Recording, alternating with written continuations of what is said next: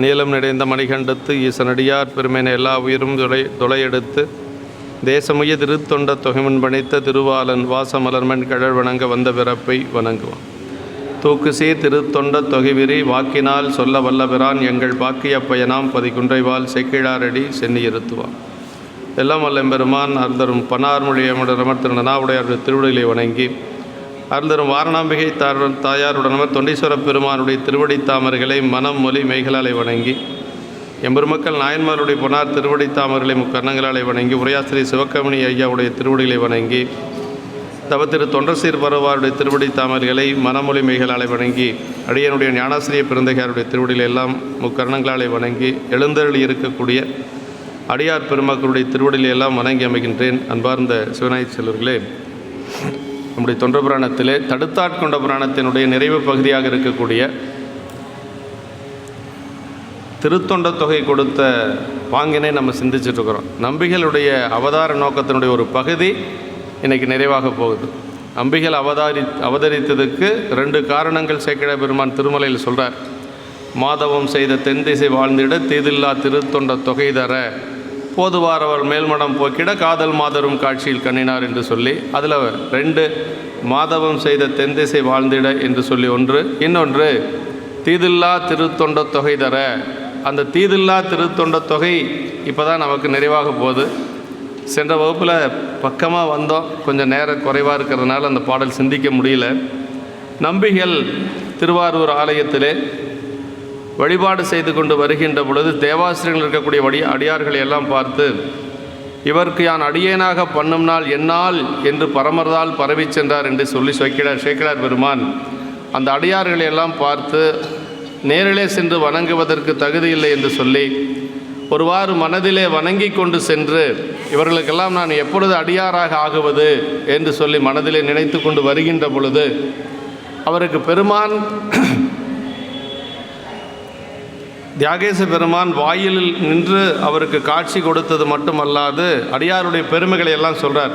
அதான் பெருமையால் தம்மையொப்பார் பேணலால் எம்மை பெற்றார் ஒருமையால் உலகே வெல்வார் ஊனமேல் ஒன்றும் இல்லார் அருமையாம் நிலையில் நின்றார் அன்பினால் இன்பம் மாறுவார் இருமையும் கடந்து நின்றார் இவரை நீ அடைவாய் என்று சொல்லி அந்த அடியாருடைய பெருமைகளை எல்லாம் சொல்கிறார். தேவாசிரியர் மண்டபத்தில் இருக்கக்கூடிய அடியார் பெருமக்கள் அவர்கள் எல்லாம் சீவன் முக்த அடியார்கள். நம்முடைய பிறவியை நீக்கக்கூடிய அளவுக்கு அவர்கள் சொல்கிறார். அறந்தை தீர்க்கும் அடியவர் என்று சொல்லி சேக்கிழ பெருமான் சொல்வார். அப்படி அந்த அடியார்களை வணங்கி கொண்டு வருகின்ற பொழுது பெருமான் இந்த அடியாருடைய பெருமை என்ன அப்படிங்கிறது பெருமையால் தம்மையொப்பார் பாட்டில் சொல்கிறார். அப்படி பெருமான் அருளி செய்கின்ற பொழுது நம்பிகள் என்ன சொல்கிறார்னா, நான் இங்கு ஏதந்தீர் நெறியை பெற்றேன் என்றார். அப்படின்னா குற்றமில்லாத ஒரு நல்ல நெறியை நான் அடைய பெற்றேன் என்று சொல்லி உடனே சாமி சொல்கிறார், நீதியால் அவர்கள் தம்மை பணிந்தினை நிறை சொல் மாலை கோதிலா வாய்மையாலே பாடென அண்ணல் கூற என்று சொல். நீ அவர்கள் எல்லாம் நீதியாலே வணங்கி முறையாக வணங்கி அதற்கு பிறகு அடியார்களை பற்றி பாட வேண்டும் என்று சொல்லி நிறைசொல் மாலை என்று சொல்லுகிறார். அப்படி நிறைசொல் மாலை பாட வேண்டும் என்று சொல்லுகின்ற பொழுது இறைவனே சொல்லியாச்சு, இருந்தாலும் கூட சுந்தரர் உடனே பாடலை. இன்னவாறு இன்ன பண்பு என்று ஏத்துகேன் அதற்கு யான் யார் பண்ணும் பாமாலை பாடும் பரிசனுக்கு அருள் செய் என்று சொல்லி பெருமானிடத்தில் விண்ணப்பம் வைக்கிறார். பெருமானே, அடியாருடைய பெருமைகளை எல்லாம் முழுமையாக தெரிந்து கொள்ளக்கூடிய அளவுக்கு எனக்கு என்ன தகுதி இருக்கிறது, அவருடைய பெருமை என்ன என்பதை நீங்கள் தான் எனக்கு உணர்த்த வேண்டும் என்று சொல்லி இறைவனிடத்திலே நம்பிகள் விண்ணப்பம் வைக்கின்றார். அப்படி விண்ணப்பம் வைக்கின்ற பொழுது தான் இறைவனே அவருக்கு அடியெடுத்து கொடுக்கிறார். மொத்தம் 12 திருமுறைகளில் நமக்கு 3 இடங்களில் பெருமான் அடியெடுத்து கொடுக்கிறார். ஒன்று, தன்னை பற்றி பாடுவதற்கு வெண்ணெய்நல்லூரிலே பித்தனென்றே பாடுவாய் என்று சொல்லி அடியெடுத்து கொடுத்தார். 2வதாக அடியெடுத்து கொடுத்தது இந்த இடம் சுந்தரமூர்த்தி சாமிகளுக்கு அடியார்களை பற்றி பாடுவதற்கு ஆரூர் பெருமான் இங்கே அடியெடுத்து கொடுக்கிறார். அதே மாதிரி 3வதாக அடியெடுத்து கொடுத்ததும் அடியார்களை பற்றி பாடுவதற்கு தான் தில்லையம்பதியில் சேக்கிழார் பெருமானுக்கு உலகலாம் என்று சொல்லி அடியெடுத்து கொடுக்க போகிறார். அப்போ இறைவன் தன்னை பற்றி பாடுவதற்கு ஒரே ஒரு இடத்துல அடியெடுத்து கொடுக்கிறார். 12 திருமுறைகளில் அடியார்களை பற்றி பாடுவதற்கு 2 இடங்கள் அடியெடுத்து கொடுக்கிறார். திருமந்திரத்தை நாம் இந்த இடத்துல சிந்தித்தோம்னா அதுக்கு சரியாக இருக்குது. படமாட கோயில் பகவர் கொன்றியில் நடமாட கோயில் நம்பர்கங்காகா நடமாட கோயில் நம்பர்கொன்றியில் படமாட கோயில் பகவர்க்கதாமே என்று சொல்லி திருமூலர் சொல்வார் 7ஆம் தந்திரத்தில். அப்படின்னா உள்ளே இருக்கக்கூடிய பெருமானுக்கு நாம் செய்கின்ற புண்ணியம் பெருமானுக்கு போய் சேரும். அதில் எல்லாம் எந்த ஒரு மாற்றம் கிடையாது. பெருமானுக்கு சேரும், சிவபுண்ணியம் நமக்கு கிடைக்கும். நான் அடியார்களுக்கு செய்கின்ற ஒரு புண்ணியம் அடியார்களுக்கும் போய் சேரும், பெருமானுக்கும் போய் சேரும். அப்போ 2 பலன் எதில் இருக்குது அப்படின்னா அடியார் வழிபாட்டில், அடியாருக்கு செய்யக்கூடிய புண்ணியத்தில். அதுக்கு வாரியார் சாமி ஒரு உதாரணம் சொல்லுவார். போஸ்ட் பாக்ஸில் கொண்டு போய் தபாலை போட்டோம்னா போஸ்ட் ஆஃபீஸில் போய் சேரும், போஸ்ட் ஆஃபீஸில் நேரடியாக கொண்டு போய் போட்டால் தபால் பெட்டிக்கு வராது அப்படின்னு சொல்லுவார். அது மாதிரி அடியார்களுக்கு செய்யக்கூடிய அந்த புண்ணியமானது எப்படி சாமிக்கு போய் சேரும் அப்படின்னா, சாமி எங்கே இருக்கார் அப்படின்னா உண்மையான அடியாருடைய உள்ளத்தில் தான் இருக்கிறார். ஒரு தோழன் தொண்டருளன் திருவாசகம் நமக்கு. அதே மாதிரி நமக்கு பல இடங்களில் அதனுடைய சிறப்பு சொல்லப்பட்டிருக்கிறது. அடியாருடன் நாம் உளது என்று சொல்லி இறைவனே சொல்லியிருக்கிறார். இதே நமக்கு விரல்மட நாயனாருடைய புராணத்தில் இப்படி பல இடங்கள் நமக்கு மேற்கோள் சொல்லலாம். அதில் திருமந்திரத்திலேயே மீண்டும் சொல்கிறார் 7ஆம் தந்திரத்தில், தண்டரு சிந்தை தபோதனர் தாம் மகிழ்ந்து உண்டது 3 புவனமும் உண்டது அப்படின்னார்.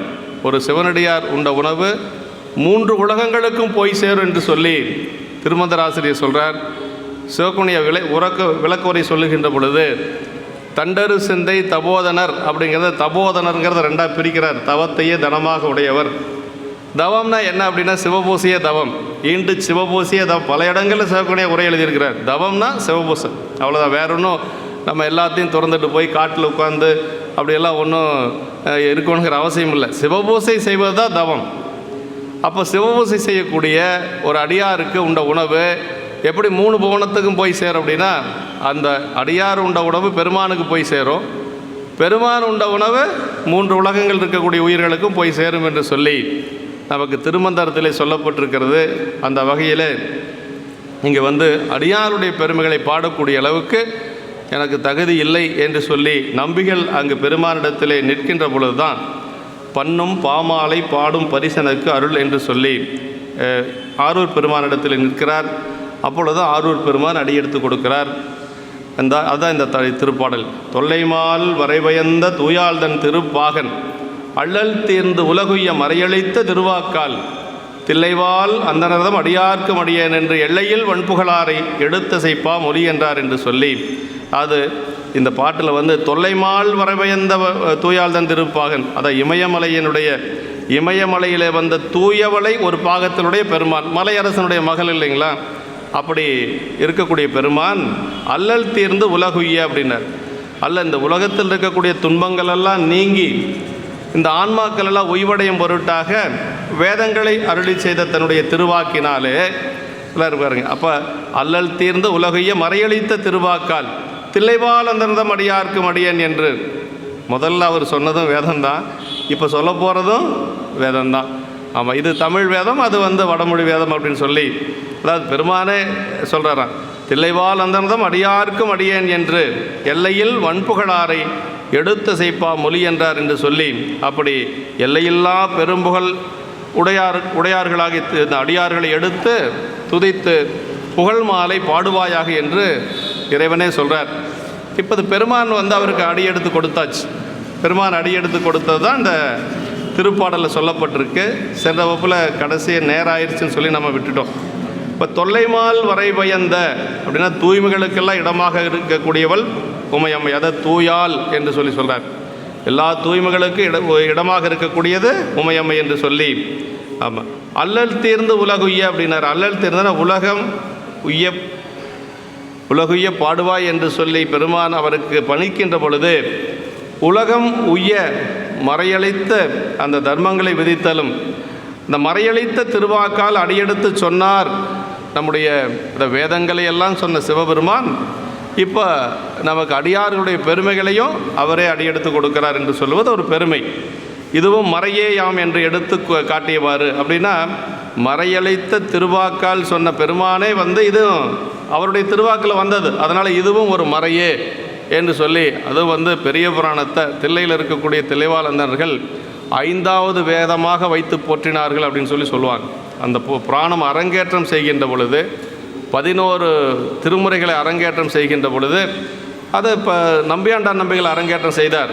கடைசியாக 12ஆம் திருமுறை தெய்வ சேக்கிழார் பெருமான் அரபாய சோழ சக்கரவர்த்தியோடு சென்ற அந்த புராணத்தை அரங்கேற்றம் செய்கின்ற பொழுது 4 வேதங்களோடு சேர்த்து 5வது வேதமாக வைத்து போற்றினார்கள் என்று சொல்லி நமக்கு உமாபதி சிவாச்சாரியார் அந்த திருத்தொன்று புராண வரலாற்றில் நமக்கு சொல்கிறார். அப்போ 5வது வேதமாக சொல்லுவதற்கு அதுக்கு மூலமாக இருக்கக்கூடியது திருத்தொண்ட தொகை. சிவகுணைய உரையில் என்ன சொல்கிறார் அப்படின்னா, மறையளித்த திருவாக்கினால் சொல்லப்பட்டதுனால இதுவும் ஒரு மறையே என்று சொல்லி நமக்கு சொல்லப்பட்டிருக்கிறது. அப்படி இறைவனே அடியெடுத்து கொடுக்கிறார். ஆமாம், அதுவும் என்ன சொல்கிறார்னா, மறையளித்தவர் அதனோடு அமையாது இதனை சொன்னார். எனவே அதனினும் சிறந்ததாய் அடியார்களை துதித்தும் ஆண்டான் அடியார் இலக்கணங்களை நேர எடுத்து கூறியும் விளங்கும் இதன் சிறப்படையும் குறித்து காட்டி அருளியபடி என்று சொல்லி சொல்லாரு. உலகுய மொழி என்று சொல்ல தீதில்லா திருத்தொண்ட தொகை அப்படின்னு சொல்லுவது போல, தேசமுய திருத்தொண்ட தொகை என்று சொல்லுவது போல, உலகம் எப்படி உய்யும் அப்படின்னா அது சொல்கிறார். அடியவர் கூட்டத்தை சார்ந்து அவர்களது சத்பாவனை பயன் பெறுதலும் அதனால் ஆகாமியம் மேலும் ஏறாது காத்து கொள்ளுதலும் வாசனாமலம் தாக்காது காவல் பெறுதலும் முதலியனவும் என்று சொல்லி சிவஞான போதத்தில் 12ஆம் சூத்திரத்தில் சொல்ல, நேயம் மலிந்தவர் வேடமும் ஆலயம் தானும் அரண்யனத் தொழுமேனர். இப்போ எப்போ நமக்கு ஆகாமியவனை ஏறாமல் இருக்குது அப்படின்னா, அடியார்களோடு இருக்கின்ற பொழுது தான் ஏறாமல் இருக்குங்கிறார். அதாங்க சொல்கிறார். அதாவது உலகம் உய்தல் அப்படின்னா அடியவர் கூட்டத்தை சார்ந்து அவர்களது சத்பாவனை பயன் பெறுதலும் அதனால் ஆகாமியம் ஏறாது. ஆகாமியன்னா எதிர்வினை என்று சொல்லக்கூடியது. ஆகாமியம் இல்லைன்னா நமக்கு சஞ்சீதம் கிடையாது இல்லைங்களா? எதிர்வினை தானே சஞ்சீதமாக வரக்கூடியது. சஞ்சீதம் இல்லைன்னா நமக்கு பிராரத்தமும் இல்லை. நிகழ்வினை எல்லாம் சிவ உண்மையாக கழிகின்ற பொழுது எதுவுமே இல்லாத போயிடும் என்று சொல்லி, அப்போ இது அதனால தான் உலகம் உய்தல் அப்படின்னு சொல்கிறது காரணம். அடியார்களோடு இருக்கின்ற பொழுது ஆகாமையை ஏறாது, ஆகாமை ஏறாமல் இருக்கின்ற பொழுது மற்ற வினைகள் எதுவும் வருவதற்கு வாய்ப்பில்லை என்று சொல்லி அது சிவஞான போத 12ஆம் சூத்திரத்தை நமக்கு மேற்கோள் காட்டியிருக்கார். தில்லைவால் அந்தர்தம் அடியார்க்கும் அடியேன் தியாகேச பெருமான் அடியெடுத்து கொடுத்தது. அங்கே என் பெயர் பித்தன் என்றே பாடுவாய் என்று சொல்லி தன்னை பற்றி பாடுவதற்கு அங்கே ஒரே ஒரு சொல் பித்தன் என்று பாடுவாய்னு அடியெடுத்து கொடுத்தவர் இங்கே எப்படி அடியெடுத்து கொடுக்குறாருன்னா, தில்லைவால் அந்தர்தம் அடியார்க்கும் அடியேன் அப்படின்னு சொல்லி அடியெடுத்து கொடுக்குறார். தில்லைவால் அந்தனருக்கும் அடியேன்னு கூட அவர் அடியெடுத்து கொடுத்துருக்கலாம். ஆனால் அப்படியெல்லாம் இல்லை, அங்கேயும் அடியார் கொண்டு வைக்கிறார். ஆமாம், அதுவும் தில்லைவால் அந்தனர்தம் அடியார்க்கும் அடியேன்கிறதுல சிவகுணைய உரையில் என்ன சொல்கிறாருன்னா, அந்த தில்லைவால் அந்தணர்கள் 3000 அந்தணர்களாக இருந்தாலும் முதல்ல சொல்லப்பட்டது சாமி. ஆமாம், அந்த 3000ல் இவர் ஒருவர். யார்? நடராஜ பெருமான் ஒருவர். அதான் சொல்கிறார், தில்லைவால் அந்தணர் அவருக்கு அடியேன், அப்புறம் அவருடைய அடியார்களுக்கு அந்த 3000 பேர்த்துக்கு அடியேன் என்று சொல்லி அந்த மாதிரி பொருள் சொல்லியிருக்கிறார்.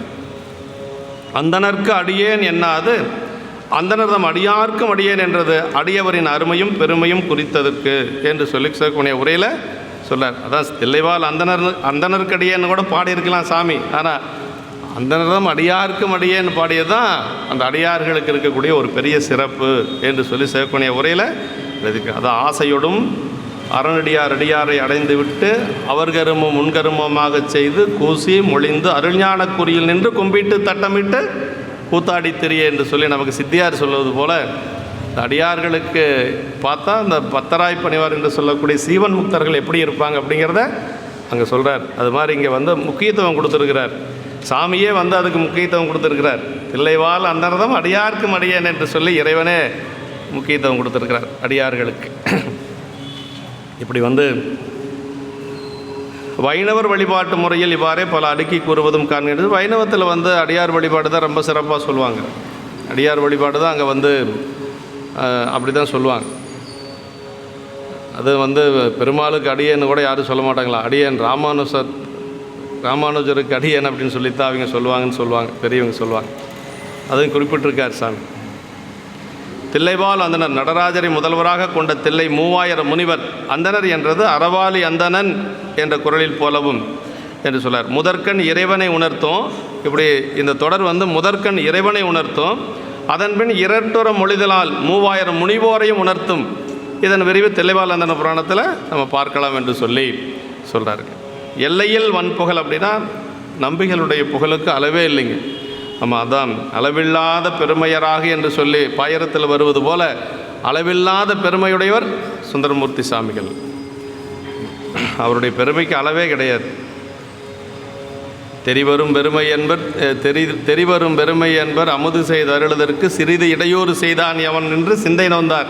நாளைக்கு குரு பூஜை, அப்புதி நாயனாருக்கு நாளைக்கு குரு பூஜைங்க. ஆமாம். அப்போ அவங்களுக்கெல்லாம் எப்படின்னா அந்த உலகியல் பந்த பாசங்கள் அப்படிங்கிறது ஓரளவுக்கு தான். அதுக்கு மேலே மேலோங்கி நின்றது அந்த பெருமானுடைய திருவடி சார்பு தான், சிவனடிமை திறம் அப்படிங்கிறது தான். சிவக்கணிய உரை எழுதுவார். அதில் சிந்தை நொந்தார் அப்படிங்கிறது, இறந்து போன குழந்தை உயிர் பெற்று வந்தால் எவ்வளோ மகிழ்ச்சியாக இருக்கும். ஆனால் அவங்க 2 பேர்த்துக்கு ஏன் சிந்தை நொந்தது அப்படின்னா, இந்த வந்த குருநாதருக்கு அமுது செய்கிறதுக்கு காலதாமதமானதுக்கு இந்த குழந்தை தானே காரணம் அப்படின்னு நினச்சாங்களாம். அதனால் சிந்தை நொந்ததுன்னு எழுதினார்.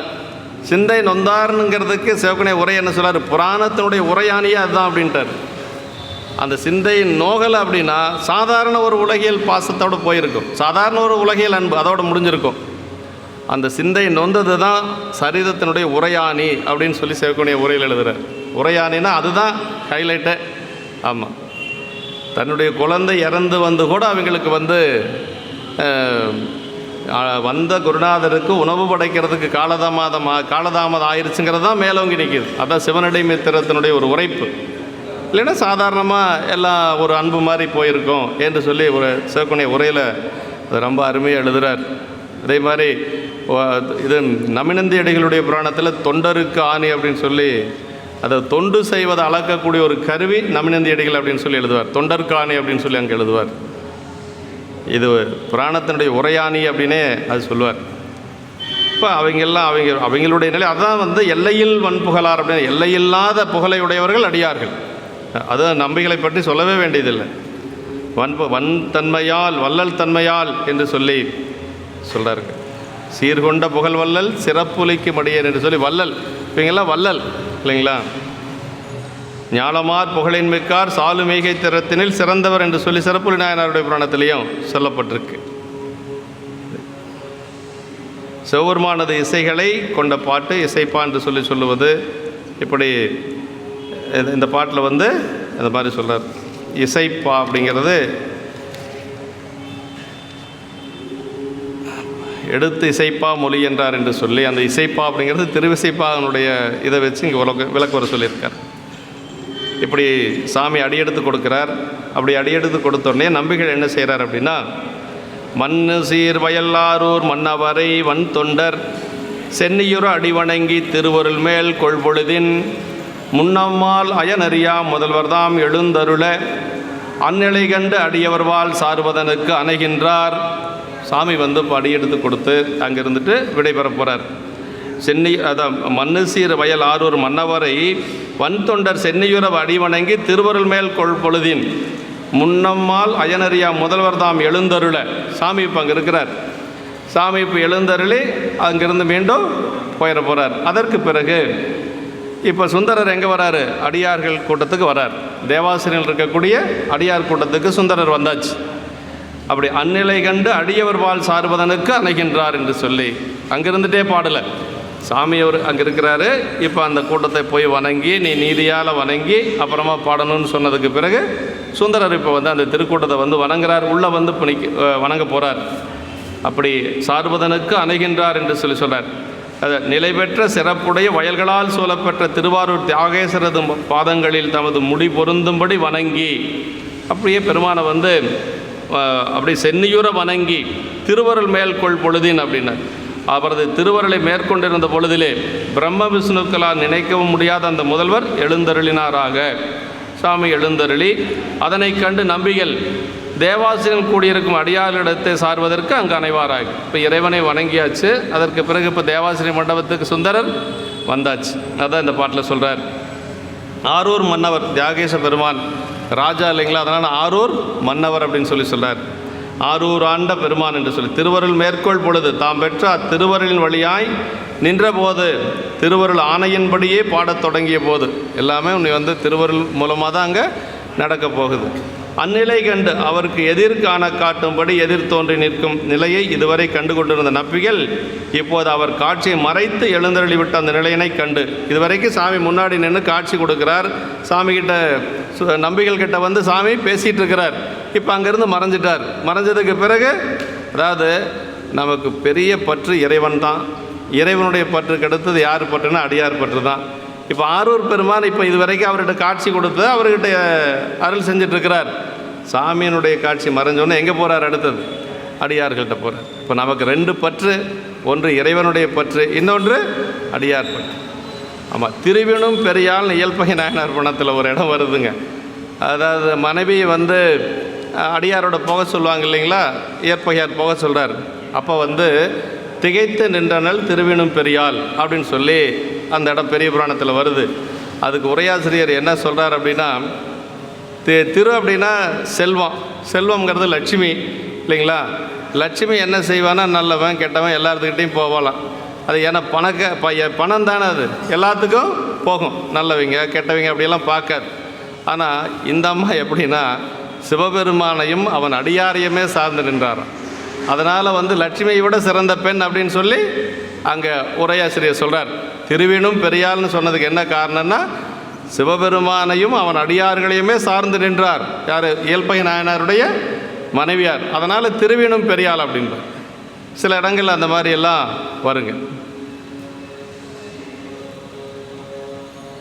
இப்படி இந்த இடத்துல வந்து அந்நிலை கண்டு அவர் காண காட்டும்படி எதிர் தோன்றி நிற்கும் அந்த நிலையை இதுவரை கண்டு கொண்ட நம்பிகள் இப்போ அங்கிருந்து சாமி போனதுக்கு பிறகு சிலர் எழுந்தருளை என்பது இறைவன் முன் காட்டிய வெளிப்பாட்டு நிலையினை மறைத்து தமது வியாபக நிலையில் போகும் நிலையை குறிக்கும் சைவ சம்பிரதாய வழக்கு என்று சொல்லி சொல்கிறாருங்க.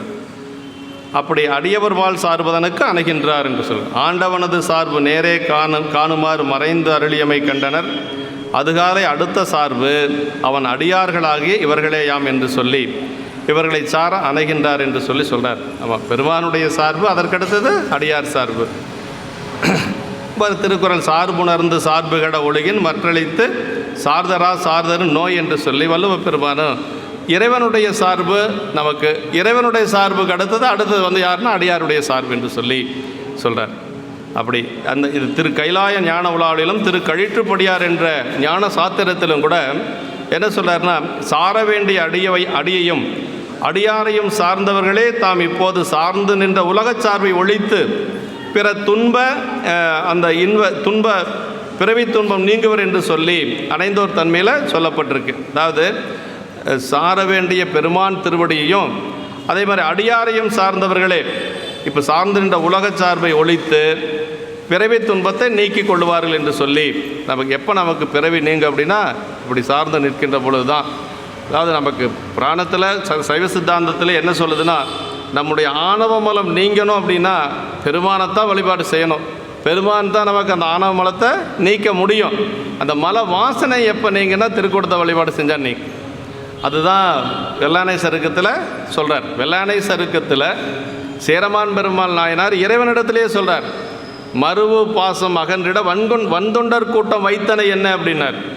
அங்கே வந்து திருவிழாப்புறம் பாடுறதுக்கு சாமிகிட்ட அனுமதி கேட்குறார். அப்போ சொல்கிறார், வந்தொண்டர் கூட்டம் மருவு பாசம் அகன்றிட வந்தொண்டர் கூட்டம் வைத்தனை என்னன்னு சொல்லி அங்கே சொல்லிவிட்டு அப்புறம் தான் சொல்கிறார், திருவிழாப்புறம் பாடினேன் திருச்செவி சாத்தி அருளை பெற வேண்டும் என்று சொல்கிறார். அவரும் சொல்லுங்கிறாரு, இவரும் பாடுறாரு. அந்த மரபு பாசம்ங்கிறதுக்கு சிவகுணிய உரை சொல்லுகின்ற பொழுது வாசனாமலம் அப்படிங்கிறாருங்க. அந்த வாசனாமலம் எப்போ நீங்கன்னா திருக்கூட்டத்தை அடியாரையை வழிபாடு செஞ்சால் தான் வாசனாமலம் நீங்கும். ஆணவமலை எப்போ நீங்கும்? இறைவனை வழிபாடு செஞ்சால் ஆணவமலை நீங்கும். அப்போ 2 வழிபாடும் நமக்கு முக்கியம். எப்படி இறைவன் வழிபாடு முக்கியமோ அதே மாதிரி வாசனாமலம் அடியார் வழிபாடும் ரொம்ப முக்கியம். அதுதான் நமக்கு சொல்லப்படும். இங்கே அதுதான் இப்போ பெருமான் வந்து சுந்தரர் வந்து அதுதான் இங்கே சொல்கிறார். அது நம்முடைய சைவ சித்தாந்தத்திலே சிறப்பாய் பேசப்பெறும் அரிய உண்மையை விளக்குவதோர் சொல் இந்த சார்பு என்று சொல்லுவது. சார்புங்கிறது சைவ சித்தாந்தத்தில் வந்துகிட்டே இருக்குங்க. ஆன்மா சார்தலின் வண்ணமாம் தன்மையுடையது வருது இல்லைங்களா. இப்படி பெத்தத்தில் வந்து நாம் வந்து உலகியலை சார்ந்திருக்கிறோம். பெத்தத்தில் வந்து நம்ம ஆணவத்தோடு இருக்கிறதுனால உலகியல் சார்பு தான் அதிகமாக இருக்கும். சுத்தத்தில் போகின்ற பொழுது பெருமானுடைய திருவடி சார்பு வரும். தாய்மானவருடைய பாட்டு ஆணவத்தோடு அத்துவிதமானபடி மெய்ஞான தானுவினோடு அத்துவிதம் சாருனால் என்னாலோ என்று சொல்லி. அதாவது இப்போ பெத்தத்தில் வந்து நம்ம ஆணவத்தோடு இருக்கிறதுனால நமக்கு கொஞ்சம் நேரம் பெருமான் வழிபாட்டில் இருப்போம், அப்புறம் உலகியல் துன்பங்கள் நமக்கு வந்துடும். இந்த நிலை எப்போ மாறுனா சுத்த நிலைக்கு வருகின்ற பொழுது தான் மாறும். அது எப்போ வரும் எனக்கு என்று சொல்லி நம்முடைய தாயுமானவர் வந்து அங்கே பெருமானிடத்தில் கேட்கிறார். மெயினான தானுவினோடு அத்துவிதம் சாரும்னால் என்னாலோ என்று சொல்லார். அணுகின்றார் அப்படின்னா எதிர்காட்சி கண்ட முதல் திருவாயிலிருந்து தேவாசிரியனை நோக்கி இப்போ தேவாசிரியனுக்கு வந்துட்டார் சுந்தரர். இறைவனுடைய திருவருள் காட்சி, அதற்கு பிறகு அடியார்கள்கிட்ட இப்போ தேவாசிரியனுக்கு வந்தாச்சு. தேவாசிரியனில் அவர் எப்படி வழிபாடு செய்தார் அப்படின்னா இதான் ரொம்ப முக்கியங்க. எப்படியெல்லாம் அடியார்கள் வழிபாடு செய்திருக்கிறார் அப்படிங்கிறது இந்த திருப்பாட்டில் சொல்கிறாருங்க. தூரத்தே திருக்கூட்டம் பல முறையாள் தொழுது அன்பு சேரத்தாழ்ந்து எழுந்தருகு சென்றெய்தி நின்றழியா வீரத்தார் எல்லாருக்கும் தனித்தனி வேரடியேன் என்று ஆர்வத்தால் திருத்தொண்ட தொகைப்பதிகம் அருள் செய்வார். தூரத்தே திருக்கூட்டம், அடியார் திருக்கூட்டத்தை எப்படி வணங்கணுங்கிறத இங்கே சொல்கிறார் பாருங்க. திருக்கூட்டத்தை பார்த்த உடனே ஒரு முறை வணங்கணும், அப்புறம் மறுபடியும் ஒவ்வொருத்தராக போய் வணங்கணுமா, அப்புறம் மறுபடியும் பெயரை சொல்லி வணங்கணுமா. இப்படியெல்லாம் வணங்கணும்னு சொன்னால் யாரும் கோயிலுக்கே வரமாட்டாங்க அப்புறம், இல்லைங்களா? ஆனால் வணங்கியிருக்கிறாரே, தம்பிரான் தோழரே வணங்கியிருக்கிறாரே, அதுதானே நமக்கு பிரமாணம். என்னென்னா பெரிய புராணம் தான் பிரமாணம், வேறு எதுவும் அவங்க சொல்கிறாங்க இவங்க சொல்கிறாங்க வணங்கக்கூட அப்படியெல்லாம் கிடையாது. நமக்கு பெரிய புராணம் என்ன சொல்லுது, சேக்கிழார் பெருமான் என்ன சொல்லியிருக்கார், சுந்தரர் என்ன செஞ்சுருக்கிறார், அதுதான் நமக்கு. ஏன்னா சைவ முதல் திருத்தொண்டர் யார்? சுந்தரர் தான். சேக்கிழார் பெருமானே சொல்கிறார், சைவ முதல் திருத்தொண்டர் தம்பிரான் தோழர், அதுக்கு மேலே ஒரு திருவாக்கு நமக்கு தேவையில்லை. அதனால் சுந்தரர் எப்படி வணங்கியிருக்கிறார், சுந்தரரே வணங்கியிருக்கிறார், செய்து காட்டியிருக்கிறாருங்கிறத ரொம்ப முக்கியங்க. ஆரூரன் ஆரூரில் அம்மானுக்கு ஆலேனார். நான் என்னுடைய பெயர் ஆரூரன், ஆரூரில் இருக்கக்கூடிய இந்த அடியார்களுக்கெல்லாம் நான் அடியேன் என்று சொல்லி, அதுதான் திருத்தொண்ட தொகை நமக்கு சொல்லக்கூடிய ஒரு பெரிய பாடம். அது பாருங்கள், யாரை வச்சு திருத்தொண்ட தொகை பாடணுங்கிறது சாமி முடிவு பண்ணி வச்சுருக்கார். ஞானசம்பந்த பெருமான் இருக்கிறார், நாவுக்கரசு பெருமான் இருக்கிறார், அதுக்கு முன்னாடி எத்தனையோ அடியார்கள் வந்து போயிருப்பாங்க இல்லையா? ஆனால் சுந்தரர் வர வரைக்கும் காத்துட்ருக்கிறாராம் சாமி. அதுதான் பெரிய ஒரு, அதில் ஏதோ ஒரு நுட்பத்தை அங்கே வச்சிருக்கிறார். சுந்தரர் தான் அதை பாடணும். ஆதிசைவ கோத்திரத்தில் வந்த ஒருவர் தான் அடியாருக்கும் அடியேன்னு பாடணும் அப்படிங்கிறது சாமியினுடைய விருப்பம், வேற ஒன்றும் இல்லைங்க, பெருமானுடைய விருப்பம். ஏன்னா அவர் பார்த்து யாரை சொல்லியிருந்தாலும் பாடியிருக்கலாம் இல்லையா? இந்த சுந்தரர் தான் பாடுறார். தூரத்தே திருக்கூட்டம்னு, அப்படி அடியார் திருக்கூட்டத்தை தூரத்தேன் என்று பலமுறையாலும் வணங்கி, அப்புறம் என்ன சொல்லாருங்க, தூரத்தே திருக்கூட்டம் பலமுறையால் தொழுது அன்பு சேரத்தாழ்ந்து எழுந்து அருகு சென்றெய்து நின்றழியான். அன்பின் மிகுதியினாலே மீண்டும் தாழ்ந்து எழுந்து பின்னர் அருகே போய் நின்று கொண்டு, இப்போ தூரத்திலிருந்து வணங்கியாச்சு, மீண்டும் பக்கத்தில் போய் அருகே நின்று எக்காலத்தும் அழியாத வீரமுடையவர்களாகிய அவர்கள் ஒவ்வொருவருக்கும் தனித்தனியாக அப்படி அவர்கள் திருப்பெயர் சொல்லி இவர்க்கடியேன் இவர்க்கடியேன் என்று சொல்லியிருக்கிறார். ஒவ்வொரு அடியார்களை பெயரை சொல்லி நான் இவருக்கடியேன் என்று சொல்லி ஒவ்வொருத்தராக சொல்லி வணங்கியிருக்கிறார். அதற்கு பிறகு இப்படியெல்லாம் பின்னர் அதற்கு வேறாக, இப்போ தனி அடியார்கள் வணங்கியாச்சு. வேறாக அப்படிங்கிறது என்னென்ன, இந்த இடத்துல அதை சென்றெய்து நின்றழியா வீரத்தார் எல்லாருக்கும் தனித்தனி வேறு அடியேன் என்று ஆர்வத்தால் திருத்தொண்ட தொகை. வேறாக அப்படிங்கிறது என்னென்ன, இந்த இடத்துல அதாவது தொகையடியார் அப்படின்னு சொல்லி வருது இல்லைங்களா? நம்மளதில் 63 நாயன்மார்களை பெயர் சொல்லி வணங்கினார். தொகையடியார் பெயர் சொல்லி பத்தராய் பணிவார் எல்லாத்துக்கும் அடியன் அப்படிங்கிறது, பரமனையை பாடுவார் எல்லாருக்கும் அடியன், அப்படி தொகையடியார்களையும் சொல்லி வணங்கியிருக்கிறார். அதுதான் திருத்தொண்ட தொகை எப்படி நமக்கு வந்தது அப்படிங்கிறது.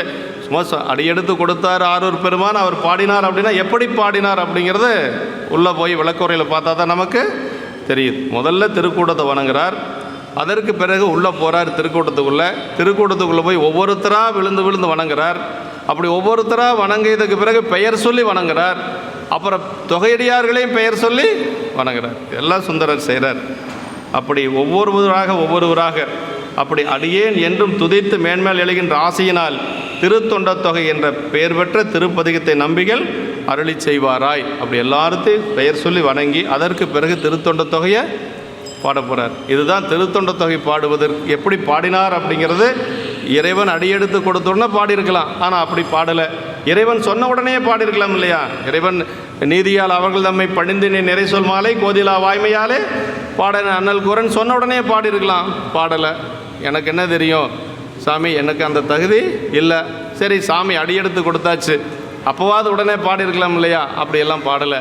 அதற்கு பிறகு திருக்கூட்டத்தை வணங்கி ஒவ்வொருவராக சென்று பெயர் சொல்லி வணங்கி அதற்கு பிறகு திருத்தொண்ட தொகை பாடுறார். இதுதான் திருத்தொண்ட தொகை நமக்கு நம்பிகள் பாடிய ஒரு முறை. இப்படி தான் அடியாரில் வணங்கணும் அப்படிங்கிறது நமக்கு சொல்கிறாரு.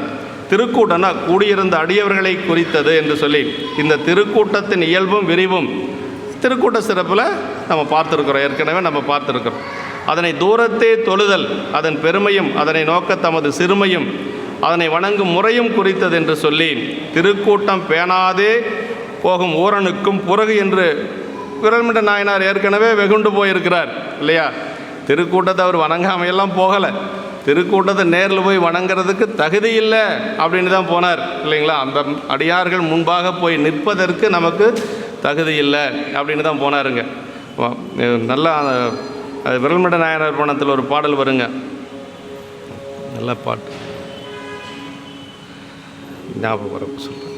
அப்படி வணங்காமல் போகிறாருன்ட்டு அவர் நினச்சிக்கிறார். யார்? விரல்மிட்ட நாயனார் அப்படி நினச்சிட்டு பிறகு அப்படின்னு சொல்கிறாருங்க.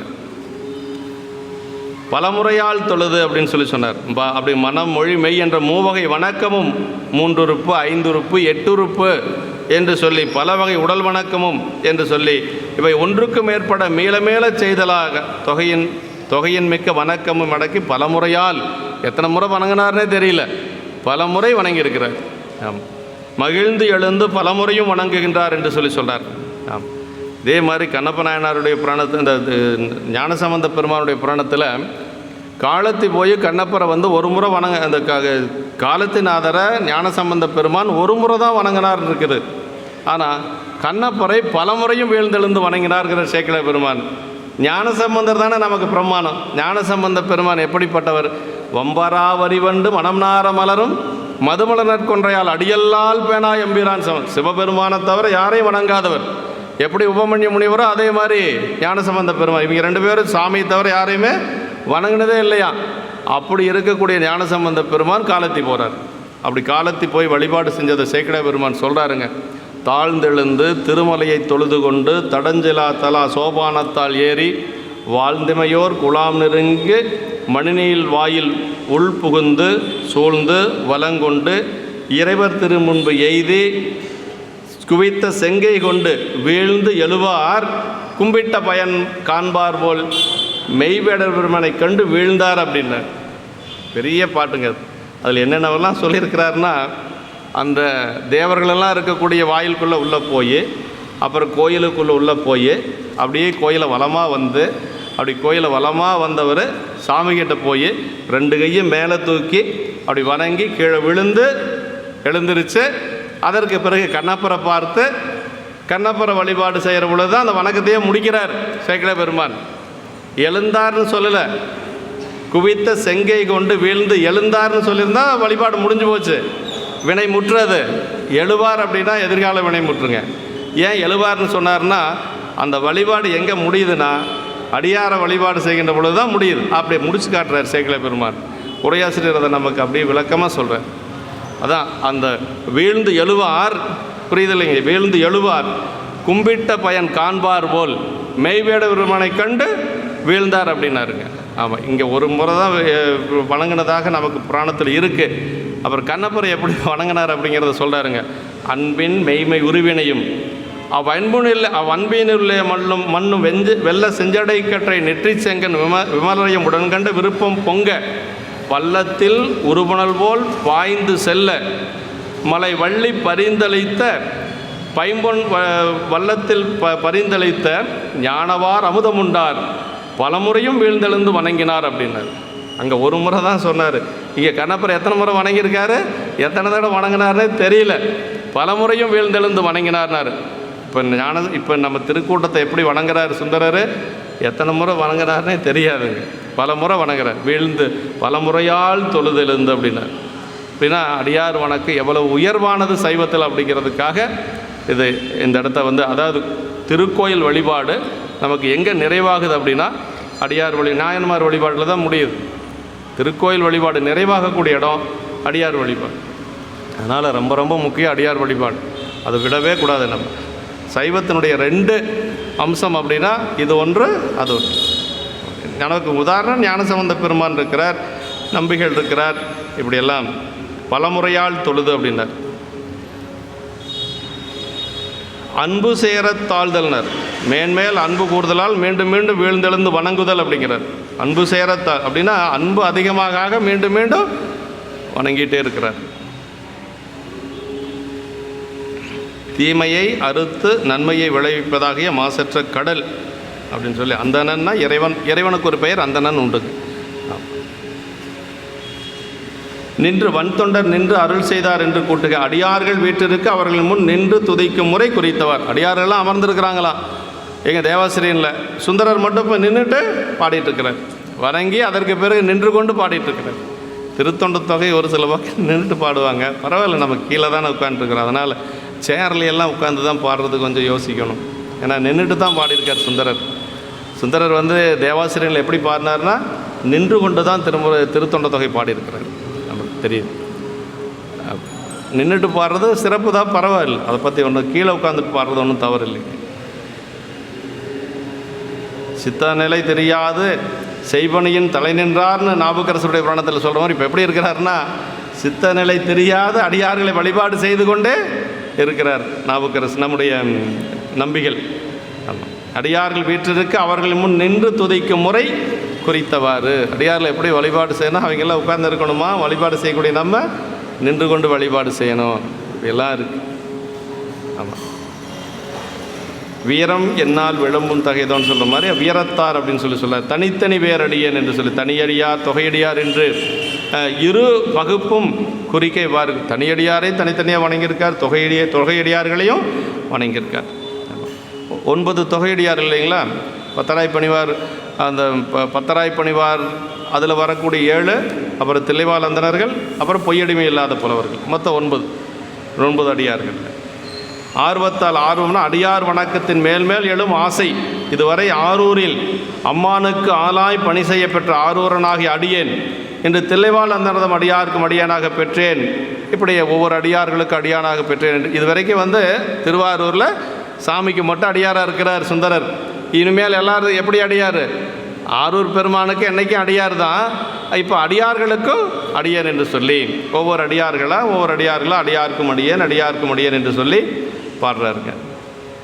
இது இத்திருப்பதிகம் அருளிய போது நம்பிகளின் உளநிலை குறித்தது என்று சொல்லி, அதாவது நம்முடைய அடியார்கள் ஒவ்வொருவரும் எப்படி இருந்தாங்கன்னா ஒருத்தரை விட ஒருத்தர் பெருமை பொருந்தவர்களாக இருந்தாங்க. அவர் பெருமை அறிந்து உரை செய்வார் அப்படிம்பார் நாவுக்கரசர். நாளைக்கு அப்போதி நாயனார் புராணத்தில் அப்போதி நாயனார் நாவுக்கரசு பெருமான் தான் குருநாதர். ஆனால் அவர் என்ன நினச்சாரா, நாவுக்கரசு பெருமான் நம்மளை விட அவர் உயர்ந்தவர் அப்படின்னு நினச்சாரா. சேக்கிழார் பெருமான் அந்த இடத்த சொல்கிறாரு, அந்த சிவகுணை உரையில் சொல்கிறார். எந்த விதத்தில் உயர்ந்தவர் அப்படின்னா, நாம் கூட ஒரு சைவத்தில் இருந்து பிறந்து சமணத்துக்கு போனோம். ஆனால் அவர் அப்படி இல்லை, சைவத்திலேயே உரைப்பான் என்று பணி செய்து கொண்டிருக்கிறார் அப்போதி நாயனார் என்று சொல்லி சொல்கிறாருங்க. என்ன ஒரு இடத்துல சொல்லுவாருங்க, அவர் பெருமை அறிந்து உரை செய்வார் அப்படிம்பார். அப்படின்னா தன்னை சிறுமையாக நினைக்கிறாராம் யார்? நாவுக்கரசு பெருமான்.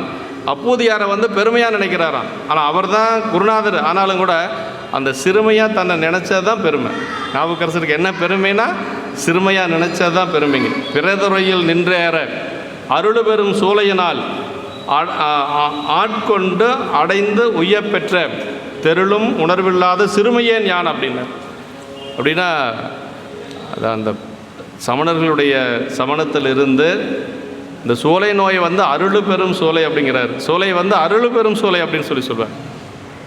அதனால் அந்த இடத்துல தன்னை ஒரு இடத்துல கூட அவர் உயர்வாகவே கருதலைங்க. அப்புறம் தண்ணீர் பந்தலையெல்லாம் பார்த்து திருநாவுக்கரசர் எனும் பெயர் சந்தமுறை வரைந்ததனை எம்மருங்கும் தாம் கண்டார்னார். எல்லா பக்கம் திருநாவுக்கரசன் இருக்குது, இவரே தேடி போகிறார் இல்லையா. அது நம்ம என்ன நம்ம பேர் எழுதியிருக்கிறதுனால அவரை போய் பார்க்கலான்னு போனார் நம்ம நினச்சிட்டு இருப்போம். சிவகுணை உரை என்ன எழுதுறாரு தெரியுங்களா? இந்த மாதிரி ஒரு அறச்சாலை செய்தவர் அவருடைய பெயர் எழுதாமல் வேறொருத்தர் பெயர் எழுதியிருக்கிறாரு. அவர் எப்படிப்பட்டவராக இருப்பார், அவர் போய் வணங்கணும்னு போனாரா யார்? நாவுக்கரசு பெருமான். நம்ம பேர் எழுதியிருக்கிறாருன்னு சொல்லி பெருமிதத்துல எல்லாம் போகலை. உரையாசிரியர் அதை கூட விடலை. சிவகுணை அதை எழுதுறார்.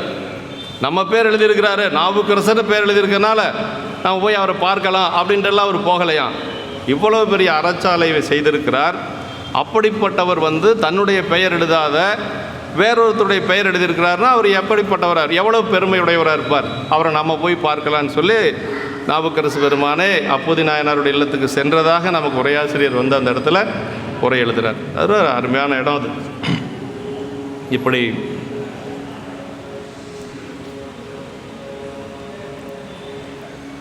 ஆர்வத்தால் அடியார் வணக்கத்தில் மேல்மேலும் எழும் ஆசை என்று சொல்லார். இத்திருப்பதிகம் அருளிய போது நம்பிகளினுடைய உள்ள நிலை குறித்தது.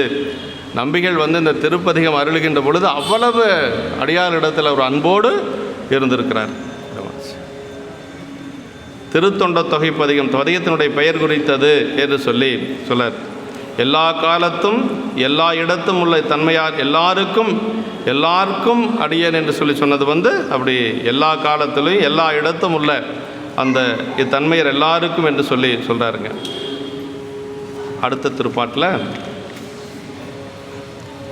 தம்பெருமான் கொடுத்த மொழி முதலாகத் தமிழ் மாலை செம்பொருளால் திருத்தொண்ட தொகையான திருப்பதிகம் உம்பர் பிரான் தான் அருளும் உணர்வு பெற உலகேத்த எம்பெருமான் வன்தொண்டர் பாடியவர் எதிர்பணிந்தார். திருத்தொண்ட தொகை பாடி அவர் வந்து எல்லா அடியார்களையும் மீண்டும் வணங்கியிருக்கிறார்கள். தம்பெருமான் கொடுத்த மொழி, தமது இறைவன் எடுத்து கொடுத்த மொழிகளையே முதலாக வைத்து ஒரு வியாபாரம் செய்கிறதுனா அதுக்கு ஒரு முதலீடு வேணும் இல்லையா? நம்பிகள் செய்த இந்த பெரிய ஒரு சிவ வியாபாரத்துக்கு முதல் என்ன? இறைவன் எடுத்து கொடுத்த அந்த தில்லைவாழ்ந்தரன் அடியாருக்கு மடியன் அப்படிங்கிறது தான். அதான் சொல்கிறார். அப்படி இறைவன் எடுத்து கொடுத்த மொழிகளையே முதலாக வைத்து தொடங்கிய அந்த தமிழ் பாமாலையாய் செம்பொருள் கொண்டு திருத்தொண்ட தொகையாகிய திருப்பதிகத்தை அந்த இறைவனே அருளும் உணர்வு பெறுதலால் உலகம் ஏற்றுமாறு எமது தலைவராகிய அந்த வன்தொண்டர் பாடி முடித்த திருக்கூட்டத்தின் முன்னர் வணங்கினார். இது சேக்கிழார் பெருமானுடைய திருவாக்கு. இறைவனே அடியெடுத்து கொடுக்க எம்பெருமான் அப்படின்னா எம்பெருமான் வன்தொண்டர் என்னுடைய தலைவராக இருக்கக்கூடிய சுந்தரர் பாடி அடியாருடைய நடுவில் வீற்றிருக்க பெற்றார் என்று சொல்லி சேக்கிழார் பெருமான் இந்த வந்து எம்பெருமான் வன்தொண்டர் பாடியவர் எதிர்பணிந்தார் என்று சொல்கிறார்கள். அப்படி திருக்கூட்டம் தம்பெருமான் கொடுத்த மொழி முதலாக என்று சொல்கிறார். தம்பெருமான் தம்பெருமான தம்மை ஆட்கொண்டு பணித்த இறைவன் முன்னர் திருக்கையிலையிலையும் அதற்கு பிறகு வந்து திருவெண்ணை நல்லூரில் தொடங்கி இங்கு போந்த வரையிலும் பணி கொண்டவர். ஆமாம், அங்கே திருமலையில் ஆரம்பித்தது இன்னும் அவர் வந்து ஆட்கொண்டு இவரை பணி செய்ய வைத்து கொண்டே பெருமான் அப்படியே கூடவே வர்றார். அதுதான் பெரிய தம்பெருமான் அப்படின்னு சொல்கிறார். மொழி தொடர் தில்லைவாழ் அந்ததம் அடியார்க்கும் அடியேன் என்று சொல்லி அதான் தொடர் மொழி என்று சொல்கிறார். அப்படி தமிழ் மாலை அப்படின்னா நிறை சொல் மாலை. ஆமாம், சொற்றமிழ் அப்படிங்கிறது சாதாரணமான ஒரு சொல் இல்லைன்னா தமிழால் பாடு அப்படின்னு சொன்னது. இங்கே வந்து நிறை சொல் மாலை என்று சொல்லுவது வந்து பதிகத்தினுடைய அந்த தொகையை குறித்தது, பதிகத்தினுடைய சிறப்பை குறித்தது. அதை செம்பொருளால் இது வந்து பதிகப் பொருளை குறித்தது என்று சொல்லி, அதாவது செம்பொருள் அப்படிங்கிறது செம்மையை தரக்கூடிய பொருளுங்க, சிவத்தன்மை பொருந்திய என்று சொல்லி பொருளுங்க. பதிகம் அப்படிங்கிற சொல்லுக்கு சிவகணிய உரை சொல்லுகின்ற பொழுது மெய்ப்பொருளை குறிக்கக்கூடிய சொல் வடிவம் அப்படிம்பார். ஞானசம்பந்த பெருமானுடைய புராணத்தில் சொல்கிறார், பதிகம்னா என்னென்னா மெய்ப்பொருளை குறிக்கக்கூடிய சொல் வடிவம் அப்படின்னார். மெய்ப்பொருள் என்ன? சிவபெருமான் இல்லையா? சிவபெருமானை குறிக்கக்கூடிய சொல் வடிவம் தான் பதிகம். திருமுறை அப்படின்னா முக்தி திருவுக்கு ஏதுவாகிய ஞான நூல் அப்படின்னார். திருமுறை அப்படிங்கிறது முக்தி திருவுக்கு ஏதுவாகிய ஞான நூல். பதிகம் அப்படிங்கிறது இறைவனுடைய அந்த உருவத்தை குறிக்கக்கூடிய ஒரு சொல் என்று சொல்கிறாருங்க. செம்மைன்னா சிவத்தன்மை முக்தி என்று சொல்லி திருநின்ற செம்மையே செம்மையாக கொண்டு என்று சொல்லி செம்மை அப்படிங்கிறது வந்து அது சொல்கிறார் சிவத்தன்மை என்று சொல்லி. பிறப்பெண்ணும் பேதமை நீங்க சிறப்பெண்ணும் செம்பொருள் காண்பது அறிவு வள்ளுவ பெருமான் சொல்கிறார். ஞானசம்பந்த பெருமானுடைய புராணத்தில் செம்மை பெற எடுத்த திரு தோடுடைய செவியன் எனும் மெய்மை மொழி திருப்பதிகம் பிரம்மபுரம் மேவினார் தம்மை அடையாளங்களுடன் சாற்றினார். செம்மை பெற எடுத்தங்கிறது அங்கே வருது. தீதுரு விரைவை பாசம் தீர்த்தல் செம்பொருளாக கொண்டு அதே ஞானசம்பந்த பெருமானுடைய புராணத்தில் கடைசியில் வருதுங்க. அந்த கடைசி பதிகம் பாடுறார் இல்லைங்களா, காதலாகி கசிந்து, அதில் சொல்கிறார் தீதுரு பிறவி பாசம் தீர்த்தல் செம்பொருளாக கொண்டு என்று சொல்லி அங்கேயும் சொல்கிறார். சைவ சமய பரமாச்சாரிய மூர்த்திகளது தேவார திருவாசகங்களின் பயன் பிறவி நீங்கி வீடு அடைவதே என்பது ஆன்றோர் துணிவு. ஆதலின் செம்பொருளால் எனது திருப்பதிகத்துக்கு பொருள் கண்டார் ஆசிரியர் என்று சொல்லி, அதாவது சைவ சமய பரமாச்சாரிய மூர்த்திகள் யார்? ஞானசம்பந்த பெருமான், நாவுக்கரசு பெருமான், சுந்தரர், நம்முடைய வாதபுரடிகள். அவங்களுடைய அந்த பயன் வந்து என்னென்னா, அந்த பதிகத்தினுடைய பயன் பிறவி நீங்கி வீடு பேர் அடைவது என்று சொல்கிறார். ஆன்றோர் துணிவு என்று சொல்கிறார். திருத்தொண்ட தொகையான திருத்தொண்டர்களது வரலாறும் பண்பும் என்று சொல்லி தொகுத்து கூறுவதனால் என்றது திருத்தொண்ட தொகையான பதிகம் என்று சொல்லி. பதிகம்ங்கிறது 10 பாடல் இருக்கக்கூடியது. தம்பிரான் தானருளும் உணர்வு பெற உலகேத்த உம்பர்பிரான் அப்படின்னா தேவ உலகிலே அரசு வீற்றிருந்தள்ளிய தியாகேசர் அவர் அருளி செய்த உண்மை அறிவினை உள்முகமாக பெற்றதனாலே அதனை உலகம் மோதி உய்யும் பொருட்டு பாடி என்று சொல்லி. அதாவது தியாகேச பெருமான் முதல் இருந்தது எங்கே இருந்தார்? உம்பர் உலகத்தில் இல்லையா, தேவ உலகத்தில் இருந்த தியாகேச பெருமான் அவர் அப்படி இருக்கக்கூடிய பெருமான் உண்மை அறிவினை உள்முகமாக பெற்றதனால் நம்முடைய நம்பிகளுக்கு உள்ளென்று உணர்த்த அவர் பாடி முடிக்கிறார். மண்ணு சீர் அடியார்தங்கள் வழித்தொண்டை உணர நல்கி என்று சொல்கிறார். எனவே திருத்தொண்ட தொகை பொருள் யாவும் இறைவன் அருளிய பதிஞானத்தால் பாடியது. ரொம்ப முக்கியங்க. எப்படி அவரே பாடினாரான்னா அப்படி பாடலை, பதிஞானத்தால் பாடியது. உள்நின்று உணர்த்த பெருமான் பாடுறார். அப்படி பதிஞானத்தால் பாடியதாலும் அவனே தந்த மொழி கொண்டு பாடியதாலும் அது முற்றும் தியாகேசருடைய வாக்கையாய் பதிவாக்கிய வேதமே என்பது துணிய பெறும். நம்ம தியாகேசருடைய வாக்கையாய் பதிவாக்காகிய வேதமே ஒரு வேதத்துக்கு இணையாக சொல்லக்கூடிய ஒரு பதிகம் என்று சொல்கிறாருங்க. திருத்தொண்ட தொகை பதிகம் அவ்வளவு சிறப்புடையது. தமிழ் வேதன்னு பல இடங்களில் ஞானசம்பந்த பெருமான் புராணத்தில் வருதுங்க. திருக்குறுக்கை பதிமண்ணி திருவீரட்டானம் அமர்ந்து பருக்கை வெறி உதைத்தார்தம் பந்தனை நல்லூர் பணிந்து விருப்புடன் பாடலை சித்தார் வேதம் தமிழால் விரித்தார் அப்படின்னு வரும். வேதம் தமிழால் விரித்தார்னு வருது. அதே மாதிரி இன்னொரு இடத்துல சீர்காழியில் சொல்கிற பொழுது தமிழ் வேதம் பாடினார் தாளம் பெற்றார் அப்படிம்பார். ஆகமத்தை பற்றி சொல்லுகின்ற பொழுது அதுவும் அப்படி தான் சொல்கிறார். தன்னிலவார் சடையார்தாம் தந்த ஆகம பொருளை மண்ணின் மிசை திருமூலர் வாக்கில் தமிழ் வகுப்பு அப்படின்னு சொல்கிறார். திருமந்திரம் நமக்கு தமிழ் ஆகமம் அப்படிங்கிறத நமக்கு சேக்கிழார் பெருமான் சொல்கிறார், பெரிய புராணத்தில் சொல்கிறார். தன்னிலவார் சடையார்தாம் தந்த ஆகம பொருளை மண்ணின் விசை திருமூலர் வாக்கில் தமிழ் வகுப்பு அப்படின்னு சொல்கிறார். ஏன் அந்த உடம்பை மறைச்சி வச்சார்னா அதுக்காகத்தான் மறைச்சி வச்சார் அப்படிங்கிறார். தன்னிலவார் சடையார்தாம் தந்த ஆகம பொருளை மண்ணின் மிசை திருமூலர் வாக்கில் தமிழ் வகுப்ப கண்ணிறைந்த திருவருளால் அவ்வுடலை கரப்பித்து நல்ல கடைசியை உணர்வார்னு வரும். அந்த உடம்பை ஏன் மறைச்சார் அப்படின்னா அதுக்காகத்தான் திருமூலருடைய அந்த உடம்பை மறைச்சது என்று சொல்லி சேக்கிழார் பெருமான் நமக்கு அங்கே சொல்கிறார். இப்படி அதை விட ஒரு சிறப்பு என்னன்னா 28 ஆகமங்கள் அப்படின்னு சொல்லுவாங்க. திருமூலருடைய வரலாறு மொத்தம் 28 பாட்டு தான். அவர் எண்ணியெல்லாம் ஒன்றும் பாடலை, அப்படி பாடினார், அப்படி அமைஞ்சது 28 ஆகமங்கள் அப்படின்னு சொல்லி வடமொழியில் இல்லைங்களா 28 ஆகமம் சொல்லுவாங்க. திருமூலருடைய தமிழ் ஆகமத்தை சொன்ன திருமூலர் வரலாறு 28 பாட்டில் முடியும். அது பல இடங்கள் அப்படி இருக்குது. கண்ணப்ப நாயனாருடைய அவதாரத்தை சொல்கிற பொழுது சேக்கிழார் பெருமான் 12வது பாட்டில் சொல்லுவார். ஆமாம், 12வது பாட்டில் சொல்கிறாருங்க. 12வது பாட்டு ஏன் சொல்கிறாருன்னா முருகப்பெருமானுடைய திருவருளால் தான் அவர் பிறக்கிறார், அவதரிக்கிறார். முருகப்பெருமானுடைய 12 கண்ணுடைய பிள்ளை தோன்றும் 12வது பாட்டில் அது வருங்க. ஆமாம், அதே மாதிரி அம்மா பூஜை செய்கிறது 51வது பாட்டில் வரும். உமையம்மையனுடைய எண் 51 அக்கறைக்காரின்னு சொல்லுவாங்க. 51வது பாட்டில் தான் அந்த எண்ணில் நாகமும் இயம்பு இறைவர் தாம் விரும்பும் உண்மையாவது பூசனை அந்த பாட்டு வருது இல்லைங்களா. அம்மா பூஜை பண்ணது 51வது பாட்டில் வரும். திருக்குறிப்பு தொண்டாயினார் பணத்தில் 51வது பாட்டில் வரும். அப்படின்னா இதெல்லாம் எண்ணி வச்சா சேக்கிழார் பெருமான் பாடிட்டு இருக்கிறார், அப்படியெல்லாம் ஒன்றும் கிடையாது. அதே அப்படி அமையுது. அதான் தெய்வ கவி அப்படிங்கிறதுங்க. அதான் எல்லாமே திருவருளால் அமைய பெற்றது. பல இடங்கள் அந்த மாதிரி இருக்குது.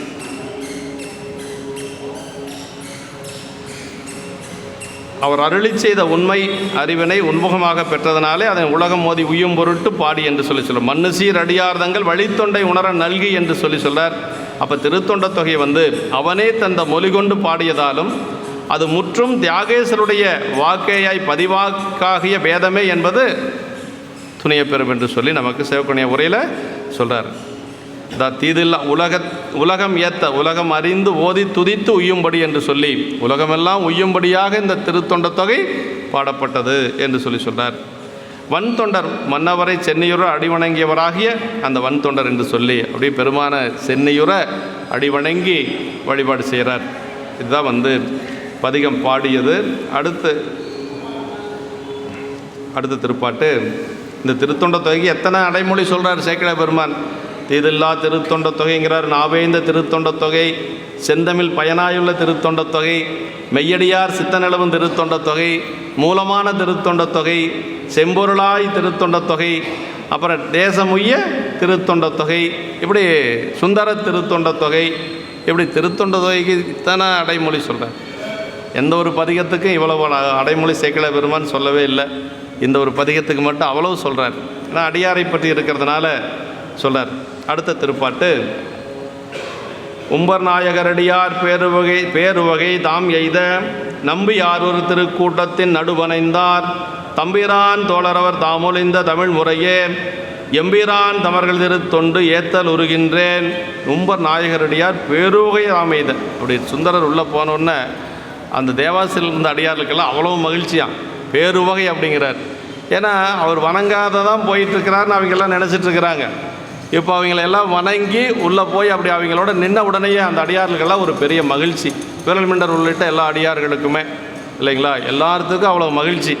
உம்பர் நாயகரடியார் பேருவகை தாம் எய்த. உம்பர் நாயகர்னா தேவர்களுக்கெல்லாம் தலைவனாக இருக்கக்கூடிய ஆரூர் பெருமானுடைய அந்த அடியார்கள் ஆரூர் நம்பி மகிழ்ச்சி அடைய ஆரூர் நம்பிகளை திருக்கூட்டத்துள் சென்று அணைந்தனர். அப்படியே அங்கே அந்த திருக்கூட்டத்தில் போய் இருக்கிறார். தம்பிரானும் தோழருமாகி அவர்கள் சொல்லிய அத்தமிழ் திருப்பதிகம் காட்டிய அம்முறையிலே, அதாவது இந்த பதிகத்துக்கு ஒரு சிறப்பு என்னன்னு கேட்டிங்கன்னா, 2 பேரும் சேர்ந்து பாடிய ஒரு திருப்பதிகங்க.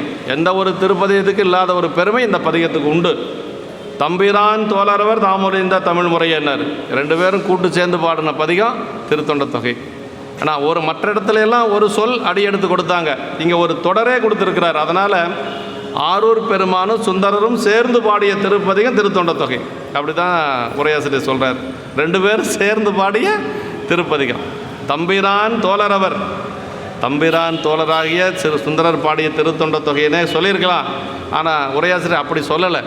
தம்பிரானும் அவர் தோழராகிய சுந்தரரும் சேர்ந்து பாடிய திருத்தொண்ட தொகை அப்படின்னார். இந்த தம்பிரான் தோழரவர் தாமொழிந்த தமிழ் முறையே எம்பிரான் தமர் திருத்தொண்டு ஏத்தல் உருகின்றேன். இப்போ சேக்கிழ பெருமான் எதையை வச்சுக்கிறார் அப்படின்னா, இப்போ தம்பிரானும் அவருடைய தோழராக இருக்கக்கூடிய சுந்தரரும் பாடிய அந்த திருத்தொண்ட தொகை மையமாக வைத்து நான் என்னுடைய பணியை செய்ய போகிறேன் என்று சொல்லி இதில் சொல்கிறார். அதான் இறைவனது அடியவர்கள் மிக மகிழ்ச்சி அடைய ஆரூர் நம்பிகள் திருக்கூட்டத்தில் போய் சேர்றார். இப்படி சொன்ன உடனே உம்பர் நாயகரடியார் பேருவகை தாம் எய்த அப்படின்னார். உம்பர் நாயகர்னா தேவர்களுக்கெல்லாம் தலைவர், அல்ல உம்பர்கட்கு அரசே ஒளிவர நிறைந்த யோகமே. திருவாசகத்தில் வருது இல்லைங்களா, உம்பர்கட்கு அரசு, தேவர்களுக்கெல்லாம் தலைவராக இருக்கக்கூடிய சிவபெருமான். அதான் சார் உம்பர்கட்கு அரசேங்கிறார். இவருக்கு யான் அடியேனாக பண்ணும் நாள் என்னால் என சாமியே பாட சொல்லி கூட சுந்தரர் என்ன கேட்குறாரு, இவங்களுக்கெல்லாம் பாட சொல்கிறதுக்கு முன்னாடி அவங்கள பார்த்த உடனே சுந்தரருக்கு மனசில் என்ன தோணுதுன்னா, இவங்களுக்கெல்லாம் நான் என்னைக்கு அடியாராக வர்றது, இவரையெல்லாம் என்னைக்கு அடியாராக ஆகுவது, அப்போவே மனசுக்குள்ளே அவருக்கு அந்த அடியாருங்கிறது வந்துருச்சு. ஆனால் யாருக்கும் தெரியாது, அவருக்கு தெரியும், ஆரூர் பெருமானுக்கு தெரியும். அதனால் இப்போ அந்த உண்மையாகவே அவங்ககிட்ட போய் நிற்கிற பொழுது நம்பிகளுக்கும் மகிழ்ச்சி, அவங்களுக்கும் ஒரு பெரிய மகிழ்ச்சி, பேருவகை அப்படின்னு சொல்கிறார். இப்படி அந்த தேனுரை கற்பக வாசமாலை தேவாசிரியன் தொழுது இறைஞ்சினார். அந்த மண்டபத்தை இறைஞ்சி தான் உள்ளே போகிறார், வணங்கி தான் போகிறார். ஆமாம், முன்னர் வெகுண்ட விரல்மிண்டரும் இதனால் மிக மகிழ என்று கூறுவாரும், உம்பர் நாயகரும் அடியாரும் என்று கூறுவாரும் உண்டு. இதுக்கு முன்னாடி கோபப்பட்டிருந்த நம்முடைய விரல்மிண்ட நாயனாரும் இப்போ ரொம்ப மகிழ்ச்சி அடைந்தார் அப்படின்னு சொல்கிறார். திருக்கூட்டத்தின் நடு அணைந்தார். அடியேன் உன் அடியார் நடுவில் இருக்கும் அருளை புரியார். இல்லையா, நமக்கு மணிவாசக பெருமானுடைய மூத்த திருப்பதிகம், கோயில் மூத்த திருப்பதிகம் எங்கே இருக்கணும்னு நினைக்கிறாரு நம்முடைய மணிவாசக பெருமான், அடியார் நடுவில் இருக்கும் அருளை புரியாய் அப்படின்னு. அது மாதிரி இப்போ சுந்தரரும் எங்கே இருக்கிறாரு, அடியார்கள் மத்தியில் போய் இருக்கிறார். அவன் அருளாலே அந்த அணைந்து, அவன் அருளாலே அடியார் திறம் உணர்ந்து பாடி வணங்கி, அவர் அருளால் அடியார் நடுவில் அணைந்து அவருள் தாமும் ஒருவராயினார். இப்போ அந்த அடியார்களோட ஒருத்தராக சுந்தரரும் இருக்கிறார். அவங்க மனசில் இருந்ததெல்லாம் இப்போ போயிடுச்சு.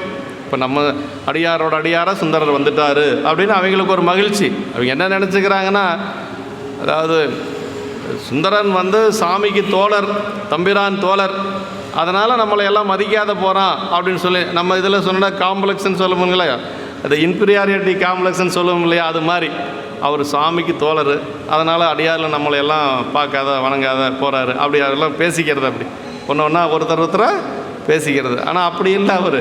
அதை எப்போ உணர்த்துறது அப்படின்னா சாமி தான் உணர்த்த முடியும்.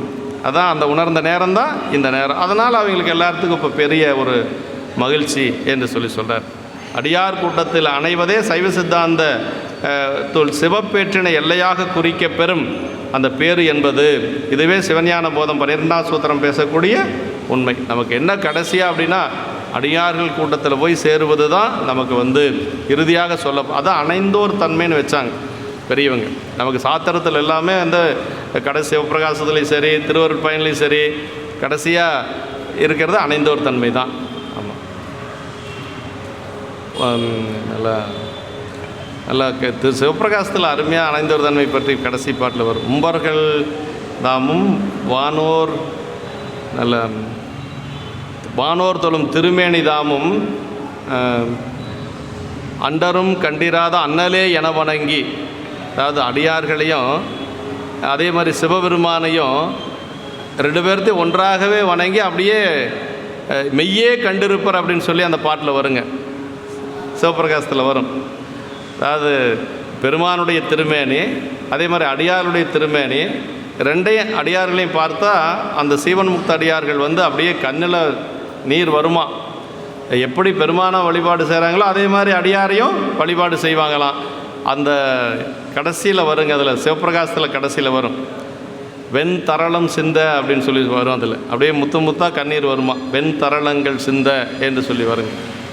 ரொம்ப நல்லா நல்லா அருமையான தொடர் அது. பரவாயில்ல. திருக்கூட்டத்தில் நடு அணைந்தார். அதான் அடியார் கூட்டத்தில் அணைவது கடைசியாக சைவ சித்தாந்த முடிவு.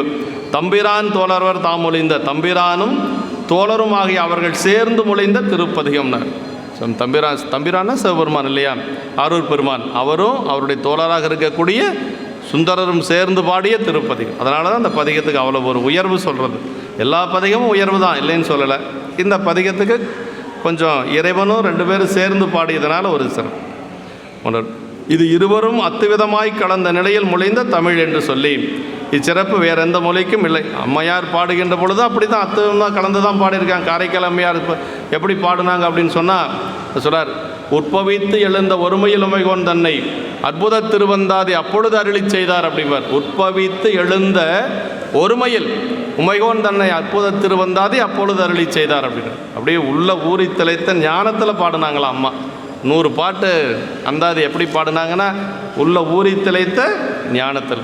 உட்பவித்து எழுந்த ஞானத்து ஒருமையில் உமைகோன் தன்னை அற்புத திருவந்தாதி அப்பொழுது அருளி செய்தார். அருமையான ஒரு இடங்க அது. ஞானசம்பந்த பெருமான் அவரே சொல்லிட்டார், எனதுரை தனதுரையாகன்னு சொல்லி. அப்படி அதே மாதிரி நாவுக்கரசு பெருமானும் அதே மாதிரி தான் சொல்கிறார். பன்னிய செந்தமிழ் மாலை பாடிவித்து என் சிந்தை மயக்கருத்த திருவள்ளினானை அப்படின்னார். இப்போ நாயகனை தன்னடிகள் பாடுவித்த நாயகனை வாதவூரடிகள். இப்படி அருளாளர்கள்லாம் எப்படி பாடினாங்கன்னா இறைவனுடைய திருவருளை கலந்து தான் பாடினாங்க, அந்த ஞான ஒருமையில் தான் பாடினாங்க. அதே மாதிரி தான் இது ரெண்டு பேரும் சேர்ந்தே பாடினாங்கன்னா அப்புறம் எப்படி இருக்குன்னு பாருங்களேன். ஆமாம், அது ஞானத்தினுடைய ஒருமையில் இருந்து பாடினது. இது ரெண்டு பேரும் சேர்ந்து பாடிய திருப்பதிகம். ஆமாம், தமிழ் முறையே என்று சொல்லி சொல்கிறார். எம்பிரான் தமர்கள் எம்பிரான் தமர்னா தமர்கள் அப்படின்னா நம்மவர்கள்னு அர்த்தங்க.